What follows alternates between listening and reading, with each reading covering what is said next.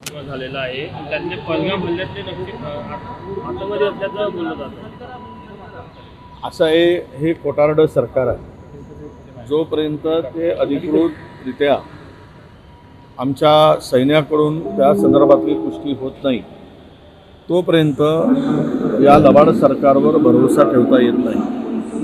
सैन्यांच्याकडून पुष्टी झाली की तेच आतंकवादी आहेत हे त्यावेळेस सिद्ध होईल। राहिला इतके दिवस, आज ज्या दिवशी पहलगामवरून जो हमला झाला आणि त्या घटनेनंतर इतके दिवस हे शोधण्यामध्ये इतके दिवस कसे लागले?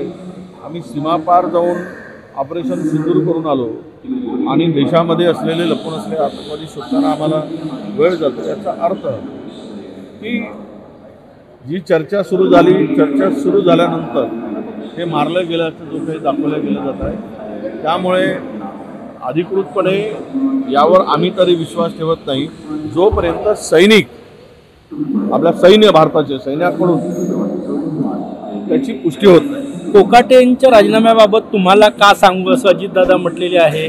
3 चुका माफ, 4थी चूक माफ केली जाणार नाही, काय वाटतंय?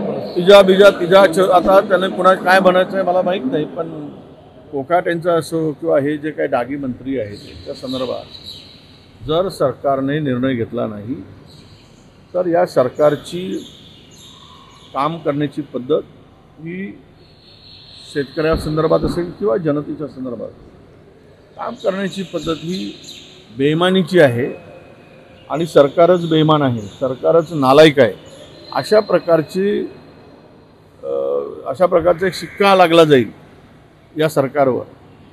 त्यामुळे अशा कलंकित मंत्र्यांना, ज्यांच्यावर गंभीर स्वरूपाचे आरोप आहेत, तात्काळ काढून घेतलं पाहिजे आणि त्यांच्यावर वाटल्यास नाही तर मग असं करा, काढायचं नसेल तर गोमूत्र त्यांच्यावर शिंपडून टाका, म्हणजे शुद्ध होतील।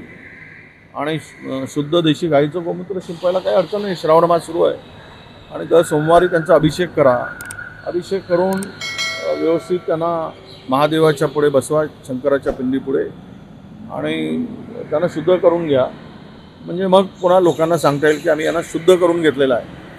हे अशुद्ध होते, हे हनी ट्रॅपपासून तर शेतकऱ्यापर्यंत जे काही प्रकार झाले त्यातून त्यांना मेसेज देता येईल सरकारला, ते तरी करावं। भाऊ, महामंडळाची आस लावून बसलेल्या नेत्यांची निराशा झालेली आहे, पुढच्या निवडणुकीनंतरच वाटप होईल असं दिसतंय। नाही, एक नवीन लॉलीपॉप आहे, लॉलीपॉपवर लॉलीपॉप आता अपेक्षेने ठेवायचं आहे। महामंडळ किती महामंडळ आणि कार्यकर्त्यांची फौज 3 पक्षाची इतकी मोठी आहे, मला वाटतं की काय देणार आणि कोणाला काय मिटणार।